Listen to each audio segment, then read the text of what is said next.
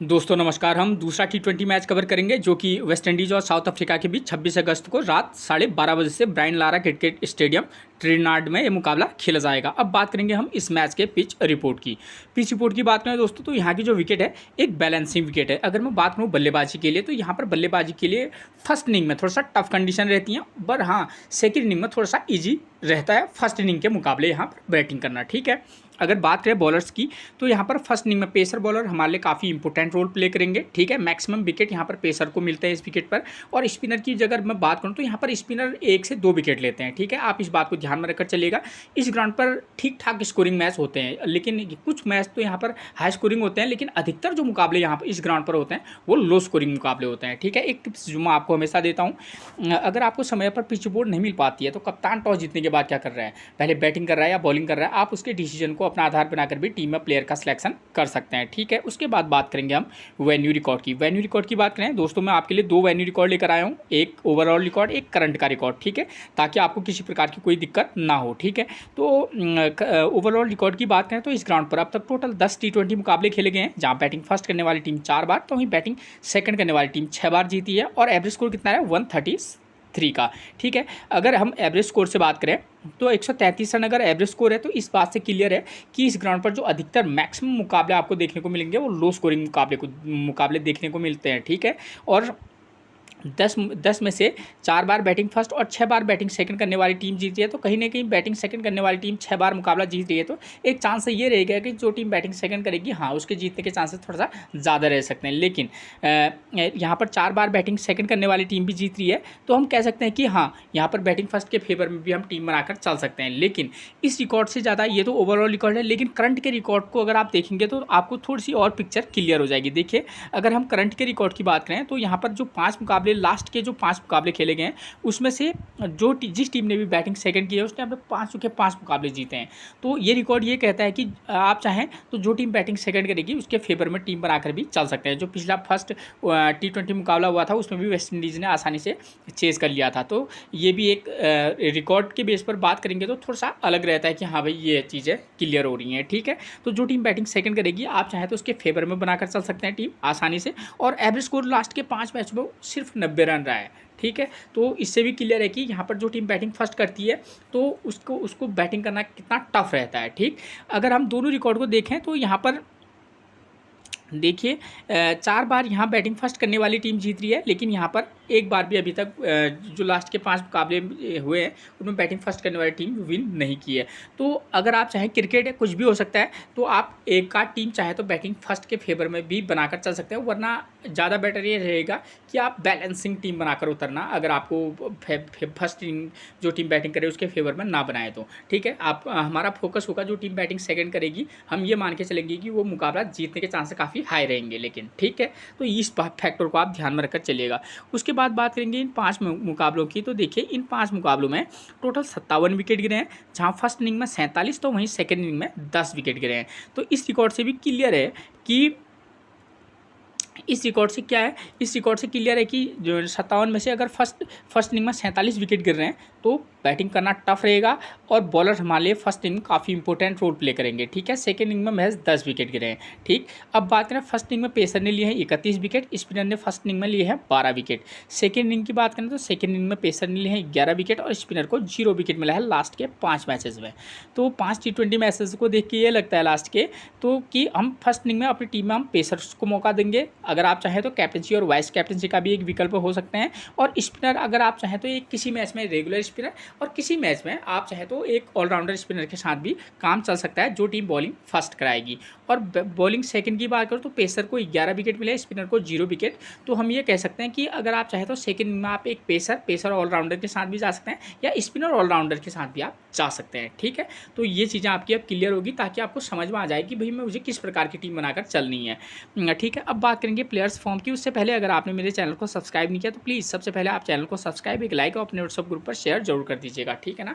आजकल मैं थोड़ा सा बिजी हूँ, थोड़ा स्वास्थ्य भी मेरा खराब है, तो इस वजह से मैं लगातार वीडियो अपलोड नहीं कर पा रहा हूँ, ठीक है। तो कुछ टाइम के बाद मेरा स्वास्थ्य ठीक हो जाएगा तो मैं आपके लिए रोज़ हमेशा, जैसे मैं पहले से हर मैच को क्या करता था, कवर करता था, वैसे ही मैं आपके लिए हर मैच कवर करूँगा, ठीक है। प्लेयर्स फॉर्म की बात करें तो साउथ अफ्रीका और वेस्ट इंडीज़ की बात करें तो साउथ अफ्रीका की तरफ से रिजा हेंड्रिक्स की बात करूँ, ये एक ठीक ठाक मतलब टच में है। टच का मतलब होता है कि प्लेयर बहुत अच्छी फॉर्म में तो नहीं है, लेकिन हाँ 20-15 ऐसा स्कोर कर रहा है, 25-30 रन, तो इस तरीके का स्कोर है, किसी मैच में चल सकता है, ठीक है। स्टब्स अच्छी फॉर्म में है। पैट्रिक कुर्गर की बात करूँ तो ऑलराउंडर पेसर हैं, ठीक है ना। ठीक, तो अच्छी बल्लेबाजी भी कर लेते हैं, ठीक ठाक गेंदबाजी भी कर लेते हैं, ठीक है ना। तो आप इस प्लेयर पर ट्रस्ट करके चल सकते हैं। क्वेना मफाका की बात करूँ, राइट आर्म फास्ट गेंदबाज हैं। और ऑन्टिलर बर्टमैन, ये प्लेयर साउथ अफ्रीका की तरफ से अच्छी फॉर्म में है। और वेस्ट इंडीज़ की तरफ से बात करें, साई होप अच्छी फॉर्म में, निकोलस पूरब, रिमारियो शैफर्ड अच्छी फॉर्म में है, अकील हुसैन अच्छी फॉर्म में, मैथ्यू फोर्ड और शमार जोसफ, ये जो है प्लेयर ये अच्छी फॉर्म में है। अगर मैं बात करूँ तो देखिए दोस्तों, मैंने आपको पहले ही ऊपर क्लियर किया है कि यहाँ पर फर्स्ट इनिंग में क्या है, बैटिंग करना टफ है। तो चाहे कोई कितनी अच्छी फॉर्म में ना क्यों ना हो, आप उनको थोड़ा अच्छे से हर मैच में पिक करके मत चलना, क्योंकि यहाँ बैटिंग फर्स्ट में, ठीक है, बैटिंग फर्स्ट में क्या है, बैटिंग करना थोड़ा टफ है।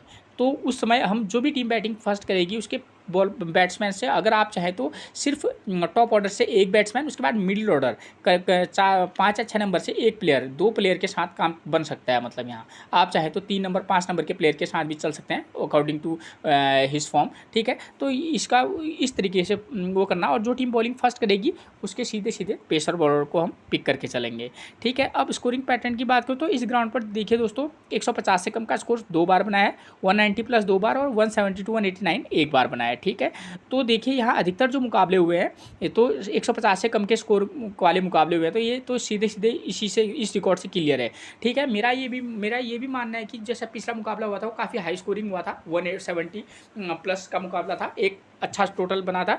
अब इस वाले मुकाबले में भी वैसा ही टोटल बने ये ज़रूरी तो नहीं, लेकिन हाँ आप हर फैक्टर को ध्यान में रखकर चलिएगा, ठीक है। अभी मैं आपको वेन्यू मैच समझाऊंगा तो वहाँ पर आपको सारा कुछ क्लियर हो जाना है, ठीक है। अब बात करेंगे हम वेन्यू मैचेस की। वेन्यू मैच से आपको पता चल जाना है कि इस ग्राउंड पर किस प्रकार के मुकाबले हुए। पहले मैं क्लियर कर दूँ, इस ग्राउंड पर इस प्रकार के मुकाबले जैसा पिछला मुकाबला खेला गया था, ठीक है, 174 रन बनाए थे और 176 आसानी से चेज हो गया था। लेकिन यहाँ पर इस ग्राउंड पर आपको जो मैक्सिमम मैचेज होते हैं, 10 में से 8 मैचेज जो हैं वहाँ इस प्रकार के होते हैं। किस प्रकार के होते हैं, देखिए ये देखिए 55 पर और 56 रन पर अफगानिस्तान ऑल आउट हो गई थी, साउथ अफ्रीका ने आसानी से चेज कर लिया था। बशर्ते जो भी टीम बैटिंग फर्स्ट करेगी वो 56 रन पर ऑल आउट नहीं होगी। लेकिन मैं क्लियर कर दूं, यहाँ 90 to 120 में ऑल टीमें ऑल आउट हो जाती हैं, ठीक है, मैक्सिमम, चाहे वो साउथ अफ्रीका ही क्यों ना हो, ठीक है ना। तो ये चीज़ें क्लियर होगी आपको, तो आपको दोनों प्रकार से टीम बनाकर चलनी होंगी, ठीक है। मेरा एक एडवाइस है आपको, ठीक है। उसके बाद आप अपने तरीके से भी टीम बना सकते हैं, ठीक है। मेरा काम है आपको इन्फॉर्मेशन देना, आपको बताना कि भाई यहाँ इस प्रकार का होता है। आपका काम है कि मेरे रिकॉर्ड को एनालाइज करें, आपको लगे कि भाई मुझे किस प्रकार की टीम यहाँ पर बनाकर चलनी है, आप उस बेस पर टीम बनाकर चल सकते हैं। अभी मैं आपको हर प्लेयर की फॉर्म के बारे में, ठीक है, करंट की फॉर्म क्या चल रही है उसके बेस पर आप टीम बना के चलिएगा इस वाले मैच में भी। तो वेन्यू मैच की बात करें, जो पिछला मुकाबला खेला गया था, साउथ अफ्रीका ने फर्स्ट इनिंग में बल्लेबाजी की, 174 रन बनाए, विकेट कितने गिरे 7, और वेस्ट इंडीज़ ने आसानी से चेज कर लिया था, 176 रन और विकेट कितने गिरे महज 3। यानी कि क्लियर है कि फर्स्ट इनिंग में हम पेसर बॉलर को लेकर चलेंगे और सेकंड इनिंग में चाहें तो हम एक बॉलर को तो लेकर निश्चित तौर पर चलेंगे, ठीक है, साथ में ऑलराउंडर पिक करेंगे। तो यहाँ पर जो फर्स्ट इनिंग में बल्लेबाजी के लिए देखिए, यहाँ पर पावर प्ले में 3 विकेट गिरे हैं, 4 और 7 नंबर के प्लेयर ने स्कोर किया है। तो इससे भी क्लियर है कि फर्स्ट इनिंग में बल्लेबाजी के लिए टफ कंडीशन रहती हैं, ठीक है। तो हम क्या करेंगे, जो भी टीम यहाँ पर बैटिंग फर्स्ट करेगी हम उसके क्या करेंगे, अगर हमको लगेगा कि भाई इसी प्रकार का मुकाबला होगा तो ठीक है। अगर हमको लगेगा कि इससे लो स्कोरिंग मुकाबला होगा, उसके बेस पर हम अलग टीम बनाकर चलेंगे। लेकिन अगर हम ये मान के चलेंगे 160 to 170 के समथिंग का मुकाबला होगा, तो वहाँ पर किस प्रकार की टीम बना के चलेंगे, हम इस प्रकार की टीम बना के चलेंगे। यहाँ पर पावर प्ले में 3 विकेट गिरे हैं, और जो भी टीम यहाँ बॉल बैटिंग फर्स्ट करेगी हम क्या करेंगे, उसका टॉप ऑर्डर में से अगर आप क्या करेंगे, 1 2 3 में से हम एक को पिक करेंगे। उसके बाद आप चाहे तो 5 नंबर और 6 या 7 नंबर में से एक ऑलराउंडर को पिक करके चल सकते हैं, ठीक है ना। तो 1 2 3 में से एक, उसके बाद आप 4 या 5 या 6 में से एक को, उसके बाद सीधे 6 7 में से एक को पिक करके चलेंगे। यानी कि इस तरीके का एक कॉम्बो पैक बनाएंगे। तो कंडीशन ये रहती है कि या तो साउथ अफ्रीका बैटिंग फर्स्ट करेगी या वेस्ट इंडीज़। मान लीजिए साउथ अफ्रीका बैटिंग फर्स्ट करेगी तो उनकी तरफ से रियान रिकाल्टन और रिचा हेंड्रिक्स ओपनिंग पर आते हैं, ठीक है। और हमको पता है कि यहाँ पर बैटिंग फर्स्ट के लिए थोड़ा टफ कंडीशन रहती है। अगर रिचा हेंड्रिक्स की फॉर्म की बात करूँ तो उनकी फॉर्म एक ठीक ठाक टच में है, ठीक है, बहुत अच्छी फॉर्म में है। और रियान रिकाल्टन कोई खास फॉर्म में नहीं चल रहे हैं। तो अगर आप किसी मैच में मौका देना चाहेंगे तो रिचा हेंड्रिक्स को मौका देकर देख सकते हैं, वरना किसी मैच में आप दोनों को ड्रॉप करके भी चल सकते हैं। वरना हमारे लिए एक ऑप्शन रहेगा एडन मार्करम का भी एक ठीक ठाक टच में है, बहुत अच्छी फॉर्म में नहीं है, क्लियर कर दूँ। तो किसी मैच में आप रिचा हेंड्रिक्स और एडन मार्करम इन दोनों में से एक को देना। स्टब्स जो नंबर 4 पर बल्लेबाजी करने आते हैं वो बेहतरीन फॉर्म में, आप इस प्लेयर के साथ जा सकते हैं। उसके बाद 5 पर आर वंडरसन मिलते हैं जो कोई खास फॉर्म में है नहीं, और डोनोवन फरेरा की बात करूँ वो भी कोई खास फॉर्म में है नहीं। तो हम क्या कर सकते हैं, अगर आप चाहें तो रिचा हेंड्रिक्स एडन मार्करम में से एक को, उसके बाद आप स्टब्स को लेना। उसके बाद आप पैट्रिक क्रूगर जो कि नंबर 7 पर मिलते हैं, ठीक है, ऑलराउंडर है, ठीक है, आप उनके साथ जा सकते हैं, ठीक। अब उसके बाद इनकी टीम ही सेकेंड इनिंग में बॉलिंग कराएगी, तो यहाँ पर पेसर बॉलर को विकेट मिल रहे हैं और सेकेंड इनिंग में स्पिनर को अभी तक लास्ट के 5 मैच में 0 विकेट मिला है। तो हम क्या करेंगे कि एक पेसर और एक, अगर आप चाहें तो एक पेसर ऑलराउंडर के साथ जा सकते हैं। तो हम इस तरीके का 2 बैट्समैन प्लस एक ऑलराउंडर के साथ और प्लस एक बॉलर के साथ जा सकते हैं, ठीक है। इस तरीके का एक कॉम्बिनेशन हो सकता है। उसके अतिरिक्त भी अगर आप एक बैट्समैन बढ़ाना चाहें 4-5 नंबर का तो आप बढ़ा सकते हैं, लेकिन ये एक सजेशन है आपको, ठीक है। उसके बाद अगर वेस्ट इंडीज़ अगर बैटिंग फर्स्ट करने आएगी तो उनकी तरफ से एलिक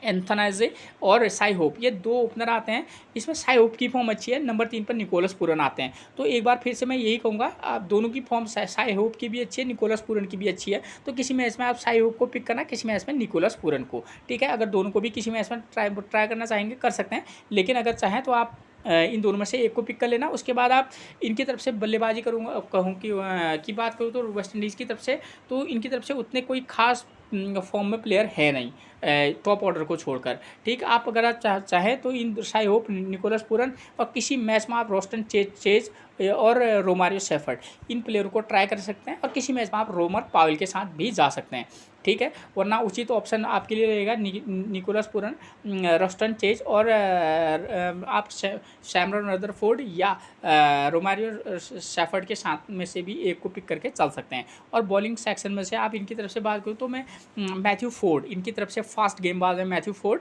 आप उनके साथ भी जा सकते हैं और समायरा जोसेफ के साथ भी जा सकते हैं, ठीक है। तो ये चीज़ रहेगी, ठीक है। अगर और ये तो हो गया फर्स्ट इनिंग में अगर बल्लेबाजी किया, और फर्स्ट इनिंग में जो भी टीम बॉलिंग करेगी, पेसर 6 विकेट, स्पिनर को 1 विकेट मिल रहा है, तो जो भी टीम बॉलिंग फर्स्ट करेगी हम उसके पेसर को प्रमुखता से अपनी टीम में जगह देंगे, चाहे साउथ अफ्रीका हो या वेस्ट इंडीज़, ठीक है। प्लेयर्स की फॉर्म के बेस पर देंगे, वो आपको प्लेइंग 11 से पता चल जाएगा, जो मैं आपको आगे बताऊंगा। और सेकंड इनिंग में यहाँ पर बल्लेबाजी के लिए अच्छी कंडीशन है, तो इस बात को ध्यान में रखकर हम क्या करेंगे, जो भी टीम बैटिंग फर्स्ट सेकंड करेगी, हम चाहे साउथ अफ्रीका हो या वेस्ट इंडीज़ हो, उसके प्लेयर को मौका देंगे। चाहे वो आप रिचा हेंड्रिक्स को भी दे सकते हैं, एडन मार्करम को, स्टब्स को भी दे सकते हैं, आप चाहे तो वंडरसन को भी दे सकते हैं, लेकिन हम किसी प्लेयर को पिक और ड्रॉप करके चलते रहेंगे, ठीक है। और वेस्ट इंडीज़ की तरफ से भी आप Shai Hope, Nicholas Pooran, Roston Chase या रोमन पाउल के साथ भी जा सकते हैं। तो कंडीशन के बेस पर हम टीम में प्लेयर का सिलेक्शन करेंगे, क्योंकि सेकंड इनिंग में अगर बैटिंग करना थोड़ा सा इजी है फर्स्ट इनिंग के मुकाबले, बहुत इजी तो नहीं है, लेकिन हाँ ठीक ठाक कंडीशन निश्चित तौर पर रहती है। उसके आधार पर हम जिसकी फॉर्म ठीक ठाक भी है तो उस प्लेयर को भी मौका देकर देख सकते हैं, ठीक है। और जो टीम यहाँ पर बॉलिंग सेकेंड कराएगी, हम क्या करेंगे कि एक पेसर के साथ चले जाएंगे, पेसर ऑलराउंडर के साथ भी अगर आप जाना चाहें, या स्पिनर ऑलराउंडर के साथ, तो वो भी आप जा सकते हैं। अब बात आती है कैप्टनसी और वाइस कैप्टनसी की, तो यहाँ पर जो पेसर बॉलर होगा उसको हम वाइस कैप्टनसी दे सकते हैं। और सेकंड इनिंग में खासतौर पर जो टीम बैटिंग फर्स्ट करेगी उसका टॉप ऑर्डर 1, 2, 3 में से एक प्लेयर को आप वाइस कैप्टनसी दे सकते हैं, ठीक है।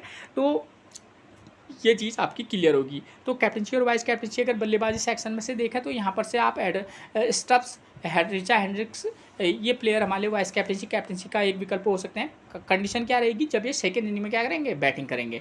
और वेस्ट इंडीज़ की तरफ से साई होप, निकोलस पूरन एक अच्छे वाइस कैप्टनसी का सिलेक्शन हो सकते हैं। अगर बात करें बॉलिंग सेक्शन से वाइस कैप्टनसी की, तो वहाँ पर हमारे लिए जो टीम बॉलिंग फर्स्ट आएगी उन्हीं को ही हम वाइस कैप्टनसी बनाएंगे, ठीक है ना, सेकंड इनिंग में वाले को नहीं बनाएंगे इस कंडीशन के बेस पर। तो हम क्या करेंगे, मैथ्यू फोर्ड वेस्ट इंडीज़ की तरफ से एक ऑप्शन रहेंगे वाइस कैप्टनसी की, और Shamar Joseph Ottniel Baartman South Africa की तरफ से रहेंगे, और नांद्रे बर्जर भी साउथ अफ्रीका की तरफ से। आप चाहे तो इन पर रिस्क लेकर देख सकते हैं। और मैंने आपको बोला कि सेकंड कंडीशन, यहाँ अधिकतर जो मुकाबले होते हैं वो इस प्रकार के मुकाबले होते हैं। तो यहाँ पर आप क्या कर सकते हैं, तो इस अगर आपको लेकर कि लो टोटल होगा 120 के समथिंग या 100 के आसपास टीमें सिमट जाएंगी, तो उस कंडीशन में जो टीम बैटिंग फर्स्ट करेगी, हम सीधे सीधे टॉप 1 2 3 4 5, मतलब आप क्या करना कि सिर्फ बैटिंग ऑर्डर में से मैं चाहूँगा कि मैं 3 या 4 में से एक नंबर के एक को प्लेयर को उसके फॉर्म के बेस पर पिक करूँगा। उसके बाद अब मैं सीधे 6 या 7 में से एक, यानी कि मैं टॉप पहले के 3 4 बैट्समैन से केवल एक प्लेयर को पिक करूँगा। उसके बाद 6 7 में से एक प्लेयर को, और मतलब मैं टोटली मैं हो सकता है कि इस प्रकार का मुकाबला लो टोटल वाले मुकाबले में 4, और जो भी टीम बैटिंग फर्स्ट करेगी उसके मैं सिर्फ 4 या 3 प्लेयर लूँगा, और जो टीम बैटिंग सेकंड करेगी उसके मैं 8 या 7 प्लेयर लूँगा, चाहे वो वेस्ट इंडीज़ करे या साउथ अफ्रीका। ठीक है, तो मैं इस तरीके का कॉम्बिनेशन बनाकर चल सकता हूँ।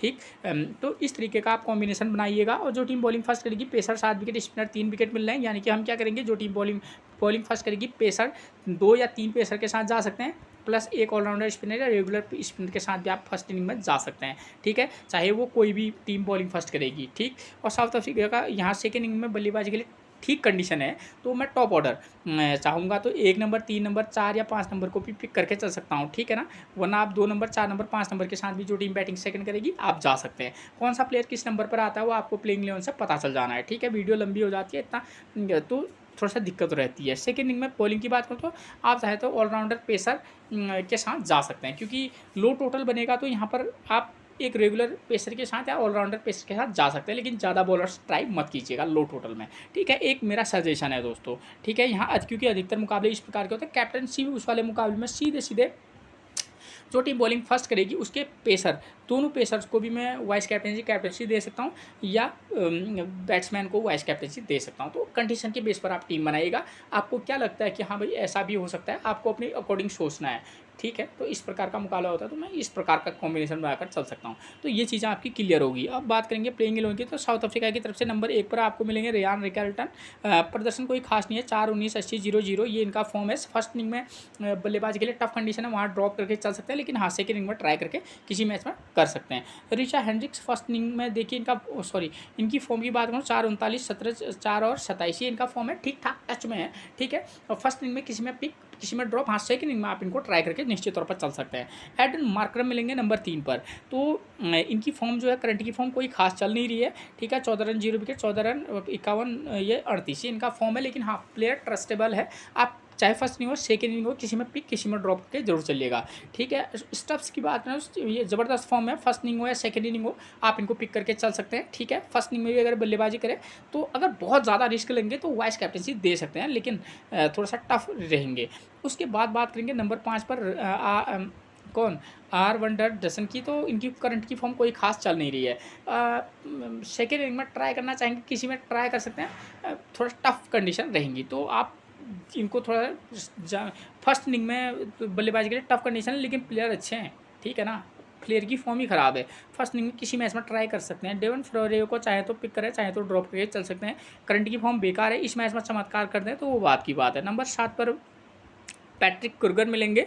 जैसा इनका करंट का फॉर्म चल रहा है तो मैं इनको एक आध मैसेज में ट्राई करके चल सकता हूँ। ठीक है, तो एक अच्छी ऑप्शन बन सकते हैं। और फॉर्चून की बात करूँ तो फर्स्ट इनिंग में अगर गेंदबाजी करें तो ट्राई करना, सेकंड इनिंग में लास्ट के 5 मैचों में स्पिनर ने कोई विकेट नहीं लिया है और इनकी करंट की फॉर्म भी कोई खास नहीं है, तो ड्रॉप करके चल सकते हैं, सीधी बात। कोई ना मोफाके की बात करूँ तो हर मैच में लगभग एक एक विकेट ले रहे हैं। फर्स्ट इनिंग में तो आप इनको ट्राई करके निश्चित तौर पर चलेगा, खेलेंगे तो ठीक है, लेकिन सेकंड इनिंग में थोड़ा आप चाहे तो ड्रॉप करके चल सकते हैं। ऑन्टिलर बार्टमैन की बात करूँ 2 विकेट 1 विकेट 3 विकेट ज़बरदस्त फॉर्म में है, और T20 में तो ज़बरदस्त इनका फॉर्म रहता है।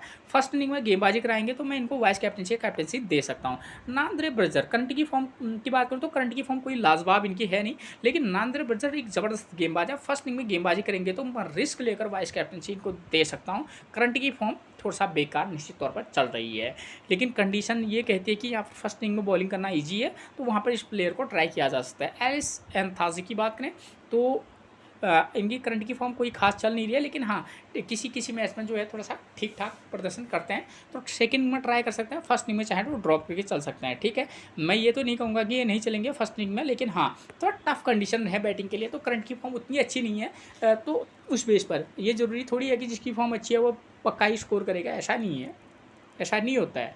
ठीक है ना, तो ट्राई करके चल सकते हैं। ठीक है, कंडीशन की साई होप की बात करूँ, करंट की फॉर्म अच्छी चल रही है इनकी, आप इनको किसी फर्स्ट इनिंग में सेकंड इनिंग में ट्राई करके चल सकते हैं, लेकिन फर्स्ट इनिंग किसी में ड्रॉप करके चला, सेकंड इनिंग में नो डाउट आप इनको पिक भी कर सकते हैं और वाइस कैप्टनसी भी ट्राई करके चल सकते हैं। ठीक है, निकोलस पूरन की बात करूँ तो एक ज़बरदस्त बल्लेबाज है, आप जानते हैं वाइस कैप्टनसी की एक चॉइस रहेंगे जब ये सेकंड इनिंग में बल्लेबाजी करेंगे, फर्स्ट इनिंग में आप इनको भी पिक करके भी चल सकते हैं। उसके बाद मिलेंगे रोमन पावेल। रोमन पावेल की करंट की फॉर्म 7, 45, 1, 16 और 13, ये इनका करंट का फॉर्म है। रोमन पावेल का मसला ये है कि किस मैच में चलेंगे कह नहीं सकते। ठीक है, सेकंड इनिंग में आप इनको ट्राई करके चल सकते हैं, फर्स्ट इनिंग में भी चाहे तो किसी मैच में ट्राई करके चल सकते हैं। रोस्ट चेज की बात करें तो एक ऑफ स्पिन गेंदबाज हैं। ठीक है, नंबर 5 पर बल्लेबाजी करने आते हैं, करंट की फॉर्म इनकी कोई खास नहीं है, लेकिन हाँ एक उपयोगी प्लेयर के तौर पर इसको आप टीम में रख के चल सकते हैं, चाहे फर्स्ट इनिंग हो या सेकंड इनिंग हो, उपयोगी प्लेयर के तौर पर। करंट की फॉर्म बेकार है लेकिन। उसके बाद सैमरन रदरफोर्ड की बात करूं तो करंट की फॉर्म कोई खास इनकी है नहीं, राइट आर्म मीडियम फास्ट गेंदबाजी कराते हैं, कई मैच से गेंदबाजी भी नहीं मिली है। ठीक है, रोमारियो सेफर्ड अच्छी खासी बल्लेबाजी भी कर लेते हैं और गेंदबाजी से तो इनकी लाजवाब इसमें करंट फॉर्म अच्छी चली है। फर्स्ट इनिंग में आप गेंदबाजी कराएंगे तो आप इनको पिक करके निश्चित तौर पर चलिएगा। उसके बाद नंबर 8 पर मिलेंगे अकील हुसैन। सेकेंड इनिंग में तो चाहे तो या फर्स्ट इनिंग में आप इनको ट्राई करके चल सकते हैं, क्योंकि करंट की फॉर्म इनकी अच्छी चल रही है। ठीक है, तो एक प्लेयर हमारे की प्लेयर का काम कर सकता है, सेकेंड इनिंग में किसी मैच में चाहे तो ड्रॉप करके चल सकता है, लेकिन हाँ फर्स्ट इनिंग में निश्चित तौर पर आप पिक करके चल सकते हैं। ठीक है, गुडा के स्मूटी की बात की करंट की फॉर्म कोई खास चल नहीं रही है, फर्स्ट इनिंग में या सेकंड इनिंग में, सेकंड इनिंग में तो इनको आप ड्रॉप करके निश्चित तौर पर चल सकते हैं। ठीक है, मैथ्यू फोर्ड। उसके बाद ये जो दो प्लेयर हैं जिन पर किसी प्लेयर का मतलब कोई किसी का ध्यान नहीं होगा, वो होगा मैथ्यू फोर्ड। तो करंट की फॉर्म लाजवाब है, इनको मैं डायरेक्ट कैप्टनसी दे दूंगा अगर इनकी टीम बॉलिंग फर्स्ट करेगी तो। ठीक है, लो स्कोरिंग मुकाबले के बेस पर। ठीक है, स्मारा जोसेफ करंट की फॉर्म लाजवाब है, तो मैं इन दोनों प्लेयर को मेरे फोकस में रहेंगे, खास तौर पर ये जब फर्स्ट इनिंग में क्या करेंगे, गेंदबाजी करेंगे। तो ये है मैच से जुड़ी हुई वो जानकारी जिसके बेस पर आप एक बेहतरीन टीम बना सकते हैं। ठीक है, फिर मिलेंगे हम आपसे एक और प्रेडिक्शन के साथ, तब तक के लिए आप सभी को मेरा प्रणाम दोस्तों।